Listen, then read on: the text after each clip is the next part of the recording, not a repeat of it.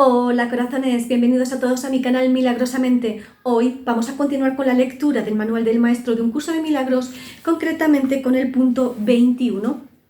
¿Qué papel juegan las palabras en el proceso de curación? Estrictamente hablando, las palabras no juegan ningún papel en el proceso de curación. El factor motivante es la oración o petición. Recibes lo que pides. Pero esto se refiere a la oración del corazón, no a las palabras que usas al orar. A veces las palabras y la oración se contradicen entre sí, otras veces coinciden. Eso no importa. Dios no entiende las palabras, pues fueron hechas por mentes separadas para mantenerlas en la ilusión de la separación. Las palabras pueden ser útiles, especialmente para el principiante, para que lo ayuden a concentrarse y a facilitar la exclusión, o al menos el control de los pensamientos foráneos. No olvidemos, no obstante, que las palabras no son más que símbolos de símbolos. Por lo tanto, están doblemente alejadas de la realidad. En cuanto que símbolos, las palabras tienen connotaciones muy específicas, aun en el caso de las que parecen ser más abstractas, la imagen que evocan en la mente tiende a ser muy concreta. A menos que una palabra suscite en la mente una imagen concreta en relación con dicha palabra, ésta tendrá muy poco o ningún significado práctico y por lo tanto no supondrá ninguna ayuda en el proceso de curación. La oración del corazón no pide realmente cosas concretas. Lo que pide es siempre alguna clase de experiencia y las cosas que específicamente pide son las portadoras de la experiencia deseada en opinión del peticionario. Las palabras, por consiguiente, son símbolos de las cosas que se piden, pero las cosas en sí no son sino la representación de las experiencias que se anhelan. La oración que pide cosas de este mundo dará lugar a experiencias de este mundo. Si la oración del corazón pide eso es lo que se le dará porque eso es lo que recibirá. Es imposible entonces que la percepción del que pide la oración del corazón no reciba respuesta. Si pide lo imposible, si desea lo que no existe o si lo que busca en su corazón son ilusiones, eso es lo que tendrá. El poder de su decisión se le ofrece tal como él lo pide. En esto estriba el cielo o el infierno. Al Hijo durmiente de Dios solo le queda ese poder, pero es suficiente. Las palabras que emplea son irrelevantes. Solo la palabra de Dios tiene sentido, ya que simboliza aquello que no corresponde a ningún símbolo humano. Solo el Espíritu Santo comprende lo que esa palabra representa y por lo tanto es suficiente. ¿Debe evitar entonces el Maestro de Dios el uso de las palabras cuando enseña? Por supuesto que no. Por supuesto que no.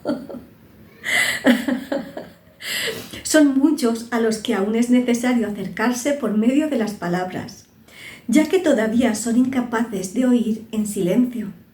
No obstante, el Maestro de Dios debe aprender a utilizar las palabras de otra manera.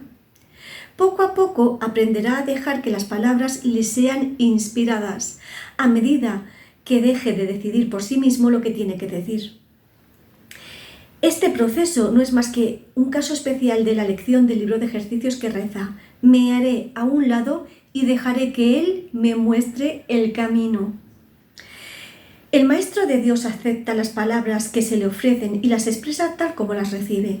No controla lo que dice, simplemente escucha, oye y habla.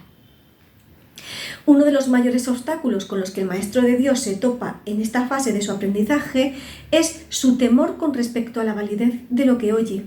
Y en efecto, lo que oye puede ser muy sorprendente. Puede que también le parezca que no tiene nada que ver con el problema en cuestión tal como él lo percibe, y puede incluso poner al maestro en una situación que a él le pueda parecer muy embarazosa. Todas estas cosas no son más que juicios sin ningún valor. Son sus propios juicios procedentes de una penosa percepción de sí mismo que le convendría abandonar. No juzgues las palabras que te vengan a la mente, sino que, por el contrario, ofrécelas lleno de confianza. Son mucho más sabias que las tuyas. Detrás de los símbolos que usan los maestros de Dios se encuentra la palabra de Dios. Y Él mismo imbuye las palabras que ellos usan con el poder de su espíritu y las eleva de meros símbolos a la llamada del cielo en sí. ¡Qué bonitas palabras! Efectivamente. Las palabras son símbolos de símbolos de símbolos. Esto ya me vino en alguna reflexión, en algún momento que ahora no recuerdo. La cuestión es que efectivamente las palabras en sí, las palabras, el lenguaje que usamos en el mundo dual, carece de valor porque son símbolos de símbolos. Hacen referencia a representaciones mentales que hemos fabricado en nuestra mente para comunicarnos en este mundo dual, pero en última instancia esas construcciones, esas representaciones mentales las hemos hecho desde nuestro pequeño yo, desde nuestra mente pequeña, desde este constructo que hemos creado para vivir la experiencia humana, que cree que es un ser humano pequeño, indefenso, separado de Dios, de la fuente de la vida, de los demás, etcétera, que va a morir, etcétera. Cuando nos comunicamos desde ahí, estamos proyectando ilusiones todo el tiempo y desde ahí una ilusión que no existe, que no es real, no puede extender la energía de la vida. Simplemente seguirá engendrando más ilusiones. Si cuando pedimos cosas de este mundo, si yo pido tener millones de euros en el banco, si yo pido tener 10 coches nuevos, si yo pido cosas que son de este mundo, se me van a dar ilusiones, pero las ilusiones no son reales y por tanto nunca van a satisfacer mis necesidades. Lo único que podemos hacer realmente es despejar nuestra mente, tanto como nos sea posible, y escuchar la voz que habla por Dios. Dios no es un ser separado de nosotros. Cuando hablamos de Jesús, del Espíritu Santo, no son entidades separadas de nosotros, forman parte de la inteligencia superior de la que también nosotros formamos parte, aunque no lo recordemos. Entonces, por ejemplo, cuando yo explico cualquier cosa del curso de milagros, antes de empezar lo entrego a Jesús, al Espíritu Santo, y leo el texto y luego que explico lo que me va viniendo, me van diciendo. Muchas veces, normalmente yo no pienso ni planifico ni controlo lo que voy a decir, y eso me pasa también cuando he dado los cursos de milagros presenciales. Siempre lo típico que se suele preparar un PowerPoint, una presentación muy mona con las ideas de las que se quiere hablar, pero al final va viniendo y por supuesto siempre que se escucha la voz interior acierta. Siempre que yo no la escucho me arrepiento. Entonces ahí tenemos esa oportunidad, hacer un poco de silencio en nuestra mente para escuchar la voz que habla por Dios, que es la que verdaderamente nos puede ayudar a recordar quiénes somos, a reconectar con la energía de vida que somos, y de esa manera podemos crear verdaderamente todo lo que deseemos o necesitemos, porque estaremos alineados con la energía creadora de la vida. Así que yo lo tengo muy claro, elijo mi divinidad y la de todos vosotros, pero ¿qué eliges tú?